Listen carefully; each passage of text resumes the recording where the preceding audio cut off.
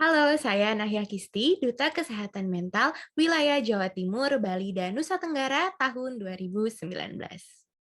Menurut WHO, kesehatan tidak hanya mengenai ketiadaan sebuah penyakit ataupun kelemahan dalam diri kita, akan tetapi kesehatan adalah kesejahteraan fisik, mental, dan sosial pada diri seorang individu.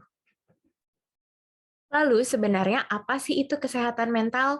Menurut WHO tahun 2015, kesehatan mental adalah keadaan individu yang merasa sejahtera, berhasil menghadapi tekanan-tekanan yang ada dalam kehidupannya sehari-hari, mampu mengenal potensi dirinya, dan mampu berkontribusi untuk lingkungannya. Lalu sebenarnya bagaimana sih stres dapat mempengaruhi kesehatan tubuh kita? Dalam tubuh kita terdapat sebuah hormon yang bernama hormon kortisol.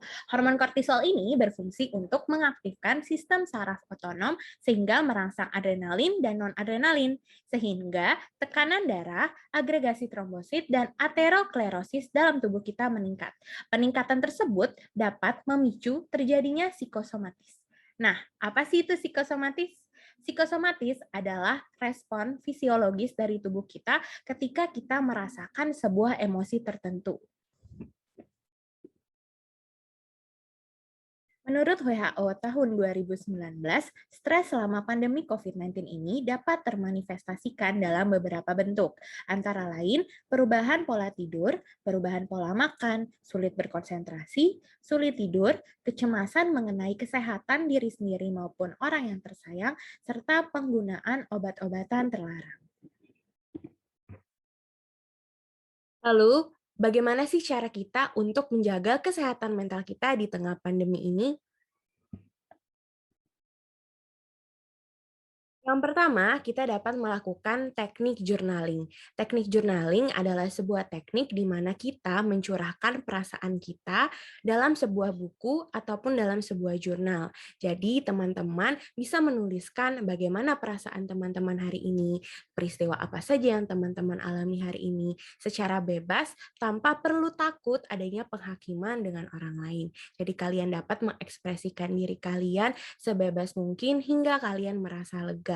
Dan dengan menulis journaling ini, kita dapat berefleksi dan mengenal diri kita lebih dalam. Tentunya journaling ini nantinya akan berdampak positif terhadap kesehatan mental kita. Yang kedua adalah melakukan aktivitas fisik. Dengan melakukan aktivitas fisik ataupun olahraga ringan, tubuh kita akan memproduksi hormon endorfin yang berguna untuk menstabilkan mood kita, meredakan kecemasan, dan mengurangi tingkat stres dalam tubuh kita. Yang ketiga adalah tetap menjaga komunikasi dengan keluarga maupun rekan kita. Kita dapat membagikan perasaan kita hari ini mengenai kecemasan kita ataupun kekhawatiran kita, sehingga kita dapat merasa lebih tenang.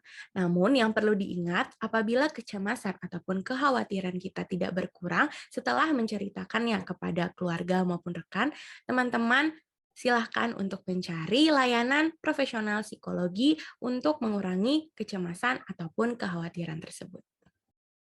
Yang keempat adalah melakukan pendekatan spiritualisme. Dengan mendekatkan diri kita kepada Tuhan, kita jadi lebih menyadari bahwa ada hal-hal yang bisa kita kendalikan dan ada pula hal yang tidak bisa kita kendalikan. Selain itu, mendekatkan diri pada Tuhan juga membuat kita lebih bersyukur dan mengembangkan emosi positif dalam diri kita sehingga kita akhirnya lebih tenang.